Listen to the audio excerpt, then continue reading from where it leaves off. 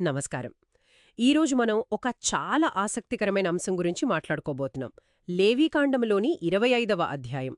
మన శ్రోత ఒకరు దీని గురించి ప్రస్తావించారు. అందులో విశ్రాంతి సంవత్సరం అంటే శాబత్ ఇయర్, మరి సునాదకాలం అంటే జూబ్లీ సంవత్సరం అని కొన్ని ప్రత్యేకమైన నియమాలున్నాయి. అవి వినడానికి పాతకాలపు మతాచారాల్లా అనిపిస్తాయి కదా. కానీ కొంచెం లోతుగా చూస్తే అవి సమాజంలో ఒక బ్యాలెన్స్, ఒక న్యాయం, ఆఖరికి పర్యావరణ స్పృహ కూడా తీసుకురావడానికి చేసిన ప్రయత్నంలా కనిపిస్తాయి. అవునవును, అది నిజంగా చాలా అడ్వాన్స్డ్ ఆలోచన ఆ కాలానికి. అసలు ప్రతి 7 సంవత్సరాలకు భూమికి రెస్ట్ ఇవ్వడం, ప్రతి 50 ఏళ్లకు ఆస్తులు, బానిసలను విడుదల చేయడం, ఇలాంటి రూల్స్తో ఒక సొసైటీ ఎలా నడిచింది, వాటి ఉద్దేశ్యమేంటి? సరే, దీన్ని కొంచెం విడమర్చి చూద్దాం. ఈ మొత్తం సిస్టంలో నన్ను నిజంగా ఆశ్చర్యపరిచేదేంటంటే ఆ రీసెట్ అనే ఐడియా. ప్రతి 50 ఏళ్లకు ఒకసారి సమాజాన్ని ఆర్థికంగా, సామాజికంగా మళ్లీ ఫ్రెష్గా స్టార్ట్ చేయడం ఊహించడానికి కూడా కొంచెం వింతగా ఉంది కదా. నిజమే, చాలా రాడికల్ ఐడియా అది. సరే, ముందుగా దీనికి బేస్ లాంటిది అంటే ప్రతి 7వ సంవత్సరం వచ్చే విశ్రాంతి సంవత్సరం గురించి మాట్లాడుకుందాం. లేవీకాండం 25 వచనాలు 2-5 వరకు చూస్తే ఆ సంవత్సరం పొలాల్లో విత్తనాలు వేయకూడదు, పంట కోయకూడదు, ద్రాక్షతోటల్ని కూడా ట్రిమ్ చేయకూడదంటున్నారు. భూమికి పూర్తి విశ్రాంతి ఇవ్వాలట. ఇది కేవలం ఒక వ్యవసాయ పద్ధతా లేక దీని వెనుక ఇంకేమనే ఉందా? ఇది కేవలం వ్యవసాయం మాత్రమే కాదు, దీని వెనుక చాలా లోతైన కారణాలున్నాయి. మీరన్నట్లు ఒకటి పర్యావరణం. ఇప్పుడు మోడ్రన్ అగ్రికల్చర్ సైన్స్ కూడా అదే చెప్తోంది కదా. కంటిన్యూస్గా పంటలు వేస్తే భూమి సారం తగ్గిపోతుంది. ఇలా ఒక ఏడాది గ్యాప్ ఇవ్వటం వల్ల నేల సహజంగా తన శక్తిని తిరిగి పుంజుకుంటుంది. సాయిల్ హెల్త్ ఇంప్రూవ్ అవుతుంది. ఇది లాంగ్ టర్మ్లో చూస్తే భూమి ప్రొడక్టివిటీని కాపాడుతుంది. అంటే ఆ కాలంలోనే సస్టైనబుల్ అగ్రికల్చర్ అన్నమాట. వావ్, అంటే అప్పుడే ఇంత ఆలోచించారా? ఆసక్తికరంగా ఉంది. మరి పర్యావరణం కాకుండా ఇంకో యాంగిల్ దైవశాస్త్రం అంటే థియాలజీ. ఆ సంవత్సరం మనుషులు తమ కష్టం మీద కాకుండా దేవుని ఏర్పాటుపై నమ్మకముంచాలి. ఆయన చూసుకుంటాడులే అనే ఒక ఫేత్ ప్రాక్టీస్ చేయడం లాంటిది. అంటే దేవుడి మీద ఆధారపడ్డమన్నమాట. అవును. అంతేకాదు, సామాజిక కోణం కూడా ఉంది. చాలా ముఖ్యమది. వచనాలు 6-7లో ఏముందంటే, ఆ సంవత్సరం దానంతట అదే పండిన పంట ఉంటుందే, అది కేవలం ఓనర్కి మాత్రమే కాదు, అతని దగ్గర పనిచేసే దాసదాసీలకు, జీతగాళ్లకు, వాళ్లతో ఉండే పరదేశులకు అంటే నాన్ ఇజ్రాయిలీస్కు కూడా, చివరికి పశువులకు, అడవి జంతువులకు కూడా ఆహారంగా ఉపయోగపడాలి. ఓహో, అలాగా. అంటే ఇది భూమికి రెస్ట్ ఇవ్వడమే కాదు, సమాజంలోని అందరికీ, ఈవెన్ జంతువులకు కూడా ఫుడ్ సెక్యూరిటీ లాంటిదా? ఇది చాలా ఉదారమైన ఆలోచన కదా. ఖచ్చితంగా. రీసోర్స్ షేరింగ్ విషయంలో ఇది చాలా అసాధారణమైన నియమం. భూమి ఇచ్చే ఫలాలు కొందరికే కాదు, ఆ రెస్ట్ ఇయర్లో అందరికీ అందాలి, ముఖ్యంగా బలహీన వర్గాలకు, పేదవాళ్లకు. ఇది సమాజంలో ఒక రకమైన కంపాషన్, షేరింగ్ నేచర్ని ఎంకరేజ్ చేస్తుంది. అయితే వినడానికి చాలా బాగుంది, కానీ ప్రాక్టికల్గా ఒక సంవత్సరం మొత్తం అగ్రికల్చర్ ఆపేస్తే మరి జనాలు ఏం తింటారు? ఎంత 6వ సంవత్సరం ఎక్కువ పండినా 7వ సంవత్సరం మొత్తం, మరి 8వ సంవత్సరంలో కొత్త పంట వచ్చేదాకా సరిపోవడం, అది కొంచెం నమ్మశక్యంగా లేదు కదా. వాళ్లకి రాలేదా ఈ డౌట్? వచ్చింది. అందుకే కదా వచనం 20లో ఆ ప్రశ్న సూటిగా అడిగారు. 7వ సంవత్సరంలో మేం విత్తనాలు వేయకపోతే, పంట కోచుకోకపోతే ఏం తింటాం అని మీరడుగుతారేమో అని. నిజమే.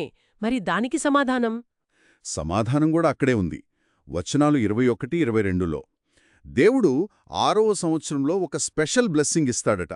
అది 3 సంవత్సరాలకు సరిపోతుందట. 3 సంవత్సరాలకా? అవును. 6వ సంవత్సరం, 7వ సంవత్సరం, మరి 8వ సంవత్సరంలో కొత్త పంట చేతికి వచ్చే వరకు. ఇది పూర్తిగా విశ్వాసం మీద ఆధారపడిన విషయం. ఈ రూల్ పాటించాలంటే దేవుడిచ్చిన మాట మీద గట్టి నమ్మకం ఉండాలి. అంటే ఇది కేవలం ఎకనామిక్, సోషల్ రూలే కాదు, ఒక స్పిరిచువల్ టెస్ట్ కూడా అన్నమాట. సరే, ఈ 7వ సంవత్సరం విశ్రాంతి తర్వాత ఇంకా పెద్ద రీసెట్ ఒకటుంది. అదే ప్రతి 50వ సంవత్సరంలో వచ్చే సునాదకాలం లేదా జూబిలీ సంవత్సరం. దీని గురించి కొంచెం వివరంగా చెప్పండి. అదెందుకంత స్పెషల్? సునాదకాలం ఇది విశ్రాంతి సంవత్సరం ప్రిన్సిపల్స్ని కంటిన్యూ చేస్తోంది. అంటే ఆ సంవత్సరం కూడా భూమికి విశ్రాంతే, కానీ వాటిని ఇంకా పెద్ద స్కేల్కి తీసుకెళ్తుంది, సామాజికంగా, ఆర్థికంగా. 7 విశ్రాంతి సంవత్సరాలు గడిచాక, అంటే 49 ఏళ్ల తర్వాత వచ్చే 50వ సంవత్సరం ఇది. ఆ ఏడాది 7వ నెల 10వ రోజు అంటే ప్రాయశ్చిత్తార్థ దినం, డే ఆఫ్ ఎటోన్మెంట్ రోజున అది వాళ్ళకి చాలా పవిత్రమైన రోజు. పాప పరిహారం జరిగే రోజు. ఆ రోజున కొమ్ము అంటే శృంగం ఊది దేశమంతటా విడుదల ప్రకటించాలి. విడుదల. ఈ మాట వినగానే ఏదో పెద్ద మార్పు జరగబోతోందనిపిస్తోంది. ఎలాంటి విడుదల అది? మెయిన్గా 2 రకాలు. ఒకటి ఆస్తులకు విడుదల, ముఖ్యంగా భూమికి. వచనం 10-13 ప్రకారం ఈ సునాద కాలంలో అంతకుముందు అమ్మేసిన భూములు వాటి ఒరిజినల్ ఫ్యామిలీస్కి, వాళ్ల స్వాస్థ్యానికి తిరిగొచ్చేయాలి. ఏంటి, అమ్మేసిన భూములు వెనక్కి వచ్చేస్తాయా? అవును. దీని వెనుక ఉన్న అసలు కాన్సెప్ట్ వచనం 23లో ఉంది. భూమి నాది, కాబట్టి మీరు భూమిని శాశ్వతంగా అమ్మకూడదు. మీరు నా దగ్గరుంటున్న పరదేశులు, యాత్రికులు మాత్రమే. ఒక్క నిమిషం, ఇది చాలా విప్లవాత్మకమైన విషయం. అంటే ల్యాండ్ ఓనర్షిప్ అనేది మనం అనుకున్నట్లు పర్మనెంట్ కాదన్నమాట. భూమి అంతా దేవుడిదే, మనుషులు కేవలం టెంపరరీ కేర్టేకర్స్ అని చెబుతోందా? సరిగ్గా అదే. ఫైనల్ ఓనర్షిప్ దేవుడిది, మనుషులు దాన్ని వాడుకునే హక్కు మాత్రమే కలిగి ఉంటారు. అందుకే భూమి అమ్మకమనేది నిజానికి నెక్స్ట్ జూబిలీ ఇయర్ వరకు ఎన్ని సంవత్సరాలున్నాయో ఆ టైంలో ఆ భూమి నుంచి ఎంత పంట వస్తుందో దాన్ని బట్టి లెక్కగట్టే ఒక లాంగ్ టర్మ్ లీజ్ లాంటిది. ఓ! అందుకే వచనాలు 14-17లో ఒకరినొకరు మోసం చేసుకోకుండా ఫేర్గా ప్రైస్ డిసైడ్ చేయమని కూడా వార్నింగ్ ఉంది. జూబిలీ ఇయర్ దగ్గర పడుతుంటే భూమి ధర తగ్గాలి, ఎందుకంటే దాన్ని యూజ్ చేసుకునే టైం తగ్గిపోతోంది కదా. ఇది ఆర్థిక అసమానతలు పెరిగిపోకుండా చూడటానికి చేసిన ఏర్పాట్లాగా ఉంది. అంటే ఎవరైనా పాపం పేదరికం వల్ల భూమి అమ్ముకోవాల్సి వస్తే అది శాశ్వతంగా పోగొట్టుకున్నట్లు కాదు, 50 ఏళ్ల తర్వాత తిరిగి వస్తుందని ఒక హోప్ ఉంటుందన్నమాట. అవును, ఇది జనరేషన్స్ తరబడి భూమి కొద్దిమంది చేతుల్లోనే ఉండిపోకుండా ఆపుతుంది. ప్రతి కుటుంబానికి వాళ్ల జీవనాధారమైన స్వాస్థ్యంపై హక్కు ఉంటుందని కన్ఫర్మ్ చేస్తుంది. అయితే ఇక్కడ కొన్ని ఎగ్జాంప్షన్స్ కూడా ఉన్నాయి. అవేంటి? ప్రాకారాలున్న పట్టణాల్లో ఇళ్ల అమ్మకాలకు రూల్ వేరే. అమ్మిన తర్వాత 1 year లోపు తిరిగి కొనకపోతే అది కొన్నవాడికి పర్మనెంట్ అయిపోతుంది, జూబిలీలో తిరిగి రాదు. బహుశా అవి కమర్షియల్ సెంటర్స్ కాబట్టి అలా పెట్టుండొచ్చు. మరి గ్రామాల్లో ఇల్లు? ప్రాకారాలు లేని గ్రామాల్లో ఇళ్లను పొలాలతో సమానంగా చూస్తారు. అవి జూబిలీలో తిరిగి వస్తాయి. లేవీల గురించి కూడా స్పెషల్గా ఉంది కదా, వాళ్ళకి వేరే రూల్స్ ఉన్నాయా? వాళ్ళకి డైరెక్ట్గా ల్యాండ్ షేర్ లేదు కదా. అవును, లేవీలకు స్పెషల్ రూల్స్. వాళ్లకు భూమి వాటా లేదు, కానీ ఉండటానికి పట్టణాలు, వాటి చుట్టూ పశువుల మేతకు కొంచెం భూమి ఇచ్చారు. వాళ్ల పట్టణాల్లోని ఇళ్లను ఎప్పుడైనా తిరిగి కొనుక్కునే హక్కు వాళ్లకి పర్మనెంట్గా ఉంటుంది. ఒకవేళ వాళ్ళు ఇల్లు అమ్మి తిరిగి కొనలేకపోయినా అది జూబిలీలో వాళ్లకి తిరిగి వస్తోంది. కాని వాళ్ల పట్టణాల చుట్టూ ఉన్న పొలాలను మాత్రం అస్సలు అమ్మకూడదు. అవి వాళ్లకి శాశ్వత స్వాస్థ్యం. వాళ్ల లైవ్లీహుడ్ డైరెక్ట్ ఫార్మింగ్పై ఆధారపడదు కాబట్టి వాళ్ల ఇళ్లకు ఈ ప్రొటెక్షన్ ఇచ్చారు. ఓకే, భూమి విషయంలో ఇంత క్లియర్గా రూల్సున్నాయి. మరి ఈ మనుషుల సంగతేంటి? ముఖ్యంగా పేదరికం వల్ల తమను తాము అమ్ముకోవాల్సి వచ్చిన వాళ్ళు. జూబిలీ వాళ్ళకి ఎలాంటి విడుదల ఇస్తుంది? ఇది జూబిలీలో రెండో, ఇంకా చెప్పాలంటే అతి ముఖ్యమైన విడుదల. ఇజ్రాయేలీలైన దాసులకు విడుదల. వచనాలు 39-41 చాలా క్లియర్గా చెప్తున్నాయి. ఒక ఇజ్రాయేలీయుడు పేదవాడై తన తోటి ఇజ్రాయేలీయుడికి అమ్ముడుపోతే అతన్ని బానిసలా చూడకూడదు. మరి ఎలా చూడాలి? ఒక జీతగాడిలా లేదా పరవాసిలా చూడాలి. అతనితో కఠినంగా పని చేయించుకోకూడదు. జూబిలీ సంవత్సరం వచ్చినప్పుడు అతను తన పిల్లలతో సహా ఫ్రీ అయిపోయి తన ఫ్యామిలీ ల్యాండ్కి తిరిగి వెళ్ళిపోవాలి. అంటే తోటి ఇశ్రాయేలీయుడిని పర్మనెంట్ స్లేవ్గా చేసుకోవటం పూర్తిగా బ్యాన్ అన్నమాట. ఎందుకని? దానికి కారణం చాలా పవర్ఫుల్. వాళ్ల హిస్టరీతో ముడిపడింది. వచనాలు 42-55 ప్రకారం ఇజ్రాయేలీలందరూ ఐగుప్తు బానిసత్వం నుంచి దేవుడే విడిపించాడు. వాళ్ళు దేవుని సేవకులు కాబట్టి వాళ్లని మనుషులకు పర్మనెంట్ బానిసలుగా అమ్ముకూడదు, కొనకూడదు. దేవుడిచ్చిన స్వేచ్ఛను తోటి మనుషులు తీసేయకూడదనేది దాని వెనుకున్న స్ట్రాంగ్ థియలాజికల్ రీజన్. 44-46 చూస్తే చుట్టుపక్కల ఉన్న వేరే జాతుల వాళ్ళని లేదా వాళ్ల మధ్య నివసించే పరదేశుల పిల్లలని కొంటే వాళ్లకీ రూల్ వర్తించదా? వాళ్ళని పర్మనెంట్ ప్రాపర్టీగా పిల్లలకు వారసత్వంగా ఉంచుకోవచ్చనున్నట్లుంది. అవును, ఆ వచనాలు అవే చెప్తున్నాయి. ఈ విడుదల, ఈ స్పెషల్ ప్రొటెక్షన్, ఇది కేవలం తోటి ఇశ్రాయేలీలకు మాత్రమే వర్తిస్తున్నట్లుంది. వేరే జాతుల నుంచి కొన్నవాళ్లని పర్మనెంట్ బానిసలుగా, ఒక ఆస్తిలా చూడవచ్చని, వాళ్లచేత కఠినంగా సేవ చేయించుకోవచ్చని కూడా ఉంది. ఇది ఆ కాలపు సోషల్, లీగల్ రియాలిటీని చూపిస్తోంది. బానిసత్వం అనేది ఏన్షియంట్ వరల్డ్లో చాలా కామన్. కానీ తోటి ఇస్రాయేలీల విషయంలో మాత్రం దేవుడితో వాళ్లకున్న స్పెషల్ రిలేషన్షిప్ వల్ల డిఫరెంట్ హ్యూమన్ స్టాండర్డ్స్ పెట్టే ప్రయత్నం ఇక్కడ కనిపిస్తోంది. ఇది కొంచెం ఆలోచించాల్సిన విషయమే. సరే, మరి ఒక ఇస్రాయేలీయుడు వాళ్ల మధ్య నివసించే ధనవంతుడైన పరదేశీకి అంటే నాన్ ఇజ్రాయేలీకి అమ్ముడుపోతే అప్పుడు పరిస్థితి ఏంటి? అతనికి కూడా రిలీజ్ ఉంటుందా? ఉంటుంది. అతనికి కూడా విడుదల పొందే మార్గం ఉంది. వచనాలు 47-54 ఈ సిచ్యువేషన్ని వివరిస్తాయి. ఒక ఇస్రాయేలీయుడు వాళ్ల మధ్య ఉండే రిచ్ ఫారెనర్కి గాని అతని ఫ్యామిలీకి గాని అమ్ముడుపోతే అతనికి విమోచన పొందే హక్కు ఉంది. విమోచన అంటే రిడీమ్ చేసుకోవడం. అతని దగ్గరి బంధువులు, అన్నదమ్ములు, చిన్నాన్న, పెదనాన్న, వాళ్ల పిల్లలు లేదా ఎవరైనా బ్లడ్ రిలేటివ్ ఒక ఫిక్స్డ్ ప్రైస్ కట్టి అతన్ని విడిపించవచ్చు. లేదా అతనే డబ్బు సంపాదించుకుంటే తనంతట తానే విడిపించుకోవచ్చు. ఆ విమోచన వెల ఎలా డిసైడ్ చేస్తారు? దాన్ని కూడా చాలా ఫేర్గా లెక్కించే పద్ధతి చెప్పారు. అతను ఎప్పుడు అమ్ముడయ్యాడో అప్పట్నుంచి నెక్స్ట్ జూబ్లీ ఇయర్కి ఎన్ని సంవత్సరాలు మిగిలిన్నాయో చూసి ఆ ఇయర్స్కి ఒక జీతగాడికి ఎంత జీతమిస్తారో దాని బేసిస్పై ధర నిర్ణయించాలి.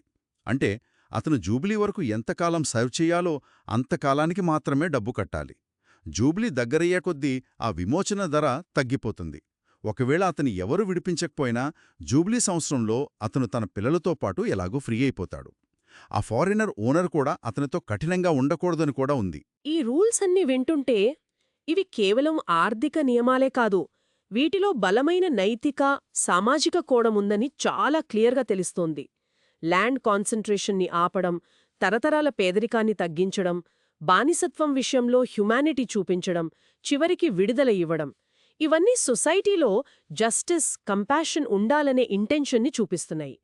దీనికి తోడు ఇంకో రూల్ కూడా ఉంది కదా, తోటి ఇస్రాయేలీయుడు పేదవాడైతే అతనికి వడ్డీకి అప్పు ఇవ్వకూడదు, లాభానికి తిండి అమ్మకూడదు అని వచనాలు 35-37లో. ఇది కూడా ఇదే స్పిరిట్ని కంటిన్యూ చేస్తోంది. నిలబడ్డానికి హెల్ప్ చేసే ప్రాక్టికల్ స్టెప్స్. నీ సహోదరుడు నీ వలన బ్రతకాలి అనే మాటలో ఆ రెస్పాన్సిబిలిటీ క్లియర్గా ఉంది. మొత్తం మీద చూస్తే ఈ విశ్రాంతి సంవత్సరం, సునాది కాలం చట్టాలు ఇవి సమాజంలో ఎకనామిక్ ఇన్ఈక్వాలిటీస్ మరీ పెరిగిపోకుండా, పోవర్టీ పర్మనెంట్ అవ్వకుండా ఆపడానికి డిజైన్ చేసిన ఒక కాంప్రహెన్సివ్ సోషియో ఎకనామిక్ మోడల్. ఇవి కేవలం మార్కెట్ ఫోర్సెస్ మీద కాకుండా డివైన్ ప్రిన్సిపల్స్, మ్యూచువల్ రెస్పాన్సిబిలిటీ మీద బేస్ అయిన ఒక సిస్టమ్ని బిల్డ్ చేసే ప్రయత్నం. నమ్మలేని వ్యవస్థలాగా ఉంది. ప్రతి 50 ఏళ్లకు ఒక సోషల్ ఎకనామిక్ రీసెట్, అప్పులు రద్దు, భూములు వెనక్కి, బానిసలకు విడుదల. ఇది సొసైటీకి ఒక ఫ్రెష్ స్టార్ట్ ఇచ్చే అవకాశం లాంటిది. ఇది ప్రాక్టీస్లో ఎంతవరకు జరిగిందో మనకు తెలియదు, కానీ ఆ ఐడియా మాత్రం చాలా చాలా గొప్పది. అవును, ప్రాక్టీస్లో ఎంత సక్సెస్ అయ్యిందనేది హిస్టారికల్గా డిబేటబుల్. కానీ ఒక ఐడియల్గా చూస్తే ఈ సిస్టమ్ సమాజం హెల్దీగా ఉండటానికి డిజైన్ చేయబడింది. ఇది భూమిని కేవలం లాభం కోసం వాడే ఒక కమోడిటీగా కాకుండా అది దేవునిది, దాన్ని జాగ్రత్తగా, బాధ్యతగా చూసుకోవాలి అనే ఆలోచనను కూడా ప్రమోట్ చేస్తుంది. కాబట్టి ఈరోజు మనం చూసిన ముఖ్యమైన విషయాలు: 7వ సంవత్సరం భూమికి, మనుషులకు విశ్రాంతి ఇచ్చే సాబత్ ఇయర్. 50వ సంవత్సరం వచ్చే జూబిలీ ఇయర్లో భూములకు, ప్రజలకు గొప్ప విడుదల. ల్యాండ్స్ ఒరిజినల్ ఓనర్స్కి, ఇజ్రాయలీ స్లేవ్స్కి ఫ్రీడమ్. ఇది environmental balance, social justice, economic equality మరియు వీటన్నిటికీ బేస్గా దేవుని సార్వభౌమత్వం, ఆయన పోషణ మీద ఆధారపడటాన్ని గుర్తుచేసే ఒక ఎక్స్ట్రార్డినరీ ఇంటిగ్రేటెడ్ సిస్టమ్. మరి ఇదంతా విన్న తర్వాత ఇది కేవలం పాత ఇజ్రాయేలీయులకు సంబంధించిన హిస్టరీ మాత్రమేనా, లేక ఇందులో మన కాలానికి కూడా ఏదైనా మెసేజ్ ఉందా? ఇది చాలా ముఖ్యమైన ప్రశ్న. జూబ్లీ వనకున్న ఫండమెంటల్ ప్రిన్సిపల్స్ అంటే ఒక పీరియాడిక్ రీస్టార్ట్ లేదా రీసెట్ అవకాశం, అప్పుల భారం నుంచి విముక్తి, జనరేషన్స్ తరబడి కంటిన్యూ అయ్యే ఇన్ఈక్వాలిటీస్ని ఆపే ప్రయత్నం, రిసోర్సెస్ని సెల్ఫిష్గా కాకుండా రెస్పాన్సిబుల్గా, షేరింగ్ మైండ్ సెట్తో చూడటం. వీటిని గమనిస్తే ఇవి ఈనాటికి చాలా రెలెవెంట్గా అనిపిస్తాయి. మనమిప్పుడు ఫేస్ చేస్తున్న economic gaps, intergenerational poverty, environmental destruction లాంటి ప్రాబ్లమ్స్ గురించి ఆలోచించినప్పుడు ఈ ఏన్షియంట్ ప్రిన్సిపల్స్ మనకు ఏం నేర్పుతాయి? ఒక సమాజం తన స్ట్రక్చర్లోనే అప్పుడప్పుడు సరిదిద్దుకునే, తిరిగి ప్రారంభించే అవకాశాలను కల్పించుకోవడం అంటే దాని అసలు అర్థం ఏమిటి? అలాంటి సిస్టమ్ని ఊహించడం గానీ దానిలోని కొన్ని ఎలిమెంట్స్నైనా అమలు చేయడం గానీ సాధ్యమేనా? ఈ ఆలోచనలు మనల్ని ఇంకా లోతైన చర్చలకు నడిపిస్తాయి కదా.